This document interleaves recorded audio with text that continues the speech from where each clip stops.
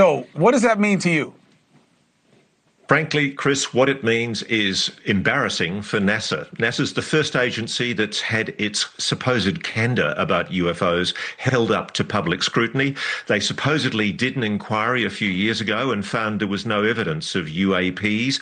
We now know somebody in NASA lied. They lied to the public. They misled the public.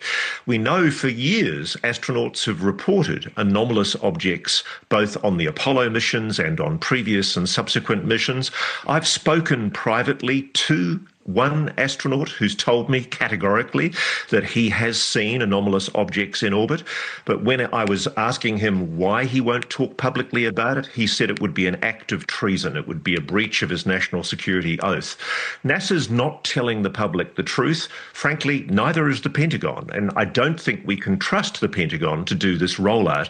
One other point I really want to emphasize, and I know Lou agrees with me on this, there are other agencies that as yet have not come under the scrutiny of this supposed maximum transparency.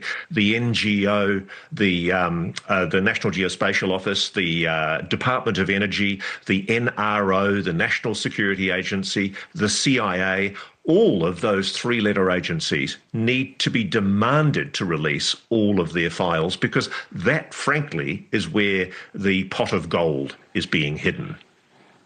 So the reason that I'm only going to be dour tonight, and then I'm going to be very congratulatory of this disclosure, is for one simple reason, Lou. If this administration believes it's good for them, we'll get more of it, especially now, because they are desperate for distractions. Now, ordinarily, I don't want to feed a distraction from the agenda of the many and their interests of American citizens. But this one, I believe, is in our interests.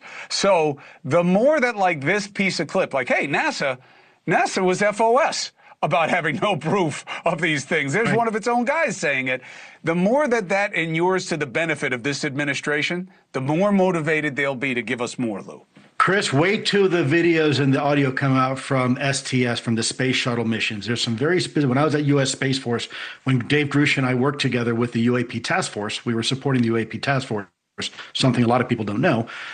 Dave and I we had access and privy to some incredible information. And wait till the American people find out what NASA knows and what's been going on with the International Space Station and before that, the Space Shuttle missions. Luis Elizondo, always a pleasure. Ross Coulthart. Honor, privilege, Chris. Ross, great seeing you. Ross, you're one of the few guys in the business where you're a colleague, but I'm a fan also of what you do. And I really appreciate it. And I want you to see Lou and Ross's special coverage on the latest episode of Reality Check on YouTube.